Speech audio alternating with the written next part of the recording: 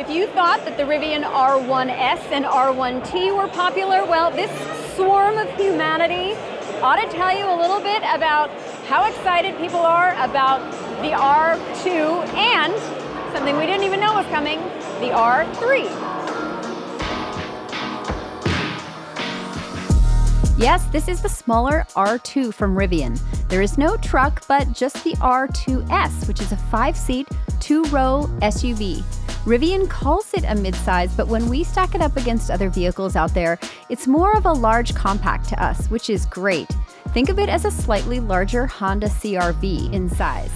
Whichever category you put it in, the R2 feels right.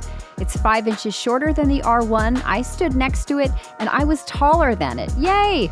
Hopefully Rivian are adding that awesome air suspension that's on the R1 so you can adjust the ride height and get some serious ground clearance on this if you want it. Overall, it felt like Goldilocks would approve. It's also going to be more affordable, with pricing starting at $45,000 for the base single-motor rear-wheel drive model. There will also be a dual-motor all-wheel drive option, as well as a tri-motor variant with 2 motors in the rear that will shoot the R2 from 0 to 60 in just under 3 seconds. We don't have pricing on those, but we love that they're available. Range on all 3 models should exceed 300 miles from what we've been told.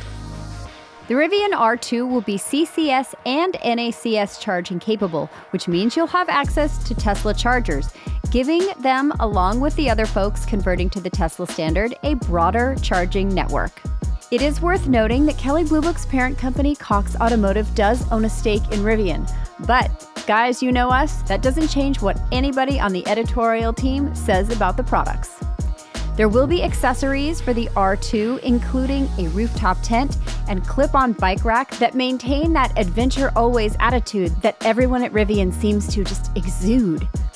Like the R1, the interior gets recycled materials slathered all over it, but unlike the R1, the R2 gets a glove box, and not just 1, but 2 to the R1's 0. All the seats, front included, lay perfectly flat, and there will be an inflatable mattress on which you can sleep for unroughing it camping trips. The rearmost windows open for some nice breeze, and the rear tailgate glass goes down. Someone on the design team has been looking at old school SUVs, and we love it. Haptic feedback now enhances the scroll wheels on the steering wheel, and there are still the myriad Rivian cubbies and door flashlight. The R2 also gets added cameras and radar sensors on the car, which means that Rivian are gearing up for Level 3 autonomous driving, though when that would be available was not made clear. And just like with the R1, when it's time for upgrades or new features, Rivian will send those over the air directly to the car.